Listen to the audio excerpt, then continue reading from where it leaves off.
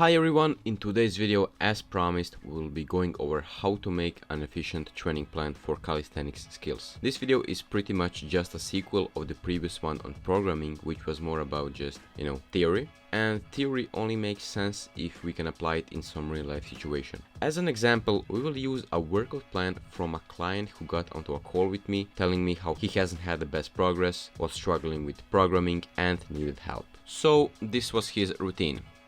Monday he has push, Tuesday he has pull, on Thursday he has pull again, and on Friday he has push again. His goals were improving the advanced tuck planche so he can move on to the straddle and getting his full front lever hold. Also, it's important to mention that he did quite a lot of cardio in form of boxing and rope jumping. First of all, not a terrible plan, really. A lot of things to correct, but I've seen much worse. We can notice that he does pulling and pushing sessions separately. And for now, just let's ignore the fact that the sessions are not distributed in the smartest way through the week. Is it better to train pulling and pushing on the same session, or should you divide them? In calisthenics, you will hear both answers from all kinds of athletes. Ones will swear on one and the others will swear on the other. But the reality is that both kinds of athletes got strong, and there is simply no right answer. It's simply preference. But if I had to touch on that and give my opinion, both have pros and cons. Good thing about concurrent training is that if, for example, you feel really strong on your pushing session, there is also a high chance that your pulling will also feel good.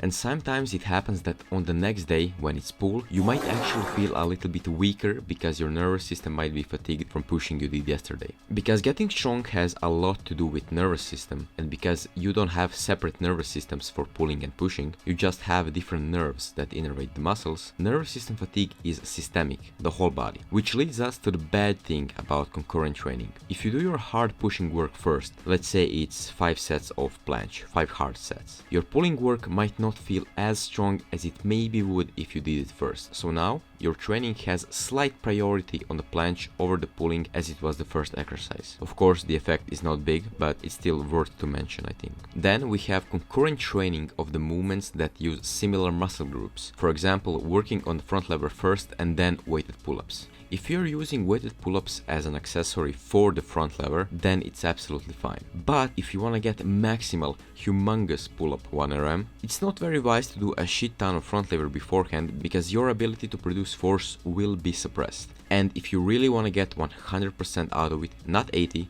you would do your pull-ups first. But the good thing about it is that if your main priority is the front lever, but you still want to increase your pull-up 1-rep max, or if you want to do mostly planche but still get better at handstand push-ups, you don't need to train them as much. If you just focus on your priorities, front lever, train it with a little bit higher frequency, maybe 2 to 3 times per week, and your weighted pull-up just once, your pull-up will probably still go up unless you're like insanely strong to begin with. Most of us are not, so it will still probably go up because your lats is getting worked heavily quite a lot with the front levers. But anyway, let's get going with how horrendous this program is. Just kidding, of course, it's not bad actually. The first thing I started with is training specificity. If you do hours of boxing per day, especially near your calisthenics sessions, and if you do a lot of rope jumping and running on top of that, you know there's a toll on your body and not a single positive adaptation for calisthenics comes out of that. All the time you spend running or boxing could be time spent recovering from calisthenics training or even doing more calisthenics training. I'm not saying you should completely cut out all forms of cardio. Fuck no. I do a lot of cardio myself, but I know and I welcome the consequences of doing it. So the first thing, if calisthenics and strength is your top priority, cut down on the cardio a little bit. If it's not a main priority, go hard on both and be decent at both, but not great at either, with some exceptions of course with people who can be excellent at both. For example, when I ran a marathon a few weeks ago, first 3 days after I couldn't hold a planche for longer than 3 seconds. There was just nothing in me and my nervous system was just fried. Of course, that might be a little bit extreme, and with time I wouldn't have such a big toll on my body, but I hope you get the point. Second thing, it doesn't make too much sense to put 2 pulling sessions back to back, one on Tuesday and then the second one on Thursday. From Thursday to Tuesday we have Friday, Saturday, Sunday, Monday. That's 4 days of not doing any pulling at all. I think it's a little bit too much, and we can make that distribution a little bit more even.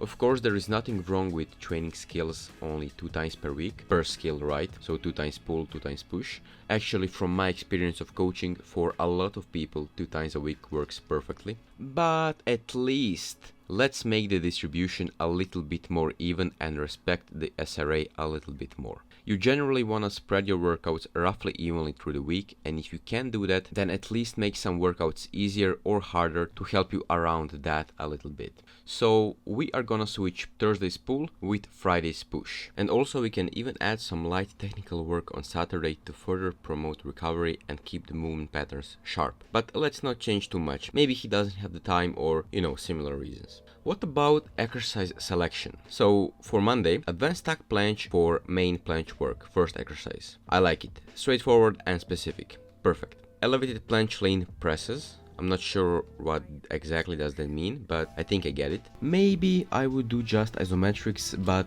dynamics are fine as well, because at least you don't have any issues with tracking how long you're actually holding, because you're doing reps, right? Handstand push-ups chest to wall, great choice for delt hypertrophy, which will most likely help the planche, although I would rather maybe just use overhead pressing or deep elevated pike push-ups for that extra delt stimulus. But those are details. Chest to wall handstand push-ups, decent. Ring dips, not sure how these are good for the planche. Your chest will probably give out first before your shoulders or biceps, and on top of that it's very systemically fatiguing exercise. Maybe I would reduce the amount of set or just use some other delt accessories like front delt raises with plates or dumbbells or similar variations. And the plank, honestly completely unnecessary for the planche, but why not? Personally, I wouldn't bother doing it, but it's fine. For pulling, there is main exercise straddle front lever holds. I like the specificity, actually working on the front lever and actually holding, so as specific as it gets. Now,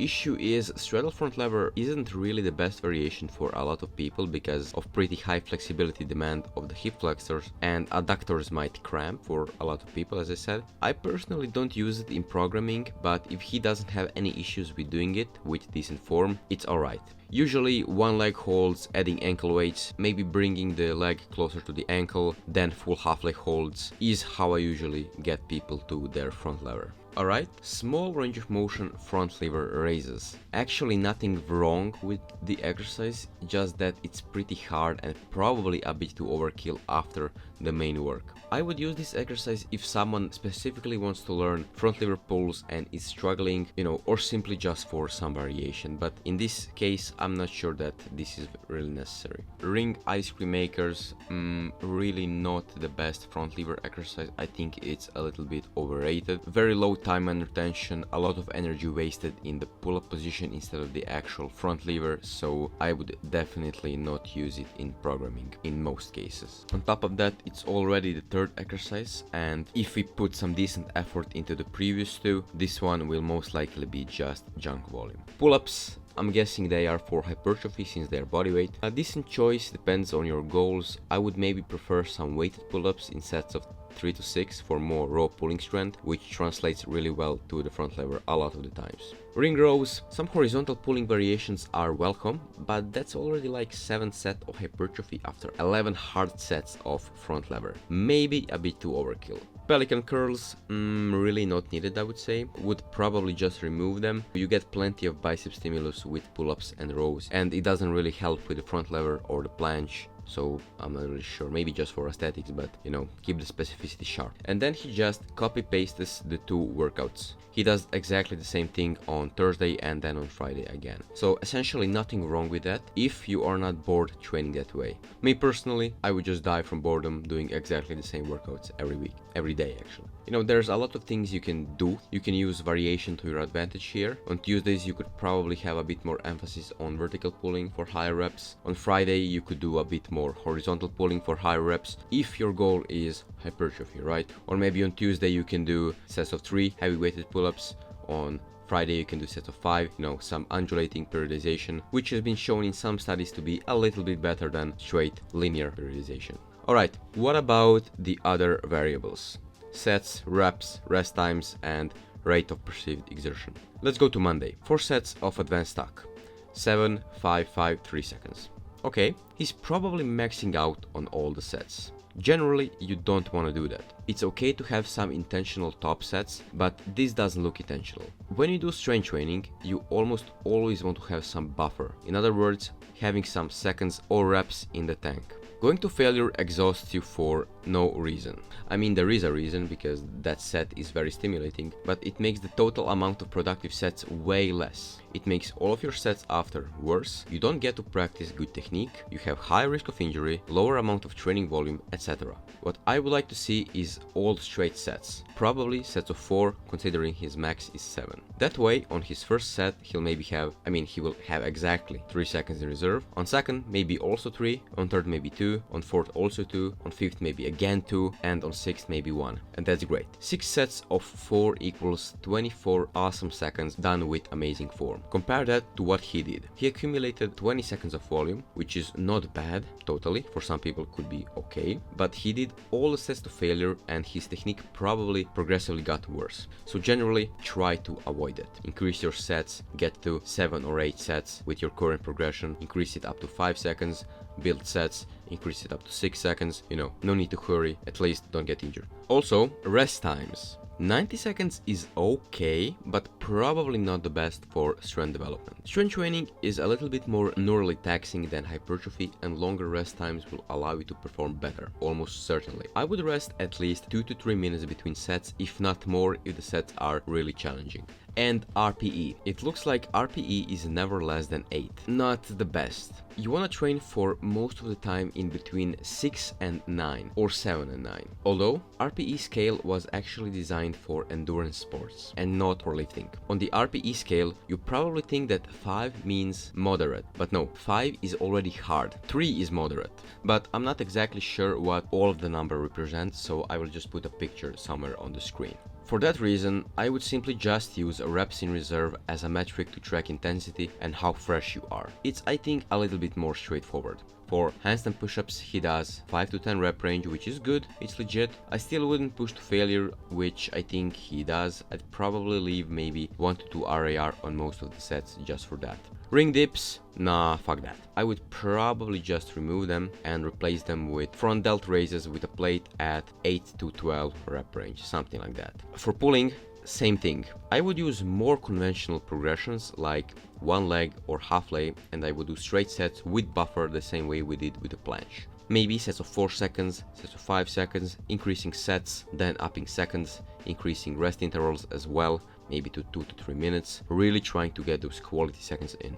And instead of these 2 exercises, which are not super specific, I would probably include some specific dynamic front lever exercises as some form of variation. Maybe 4 to 6 sets of full range of motion half leg or one leg raises into inverted hang, or maybe some advanced stack front lever pulls for sets of 2 to 4, simply because we are working more on that specific range of motion. For pull-ups, depending on a lot of things, I may or may not program weighted pull-ups. The reason is because they really work well as a general strength exercise and as a front lever accessory. There is a significant positive correlation between front lever and pull-up 1RM. Rows, yeah, we can keep them nice little horizontal pulling exercise, why not? And then we can just copy paste this to Friday and Thursday and add a few sets to the accessory work. And with all of those things, I think we have greatly improved the training program. He actually messaged me a month or so later and sent me the video of his first front lever hold, so I think these small adjustments helped him quite a lot. So that would be the end of the video. Remember that there are a lot of different ways to program and a lot of things you have to consider depending on your lifestyle.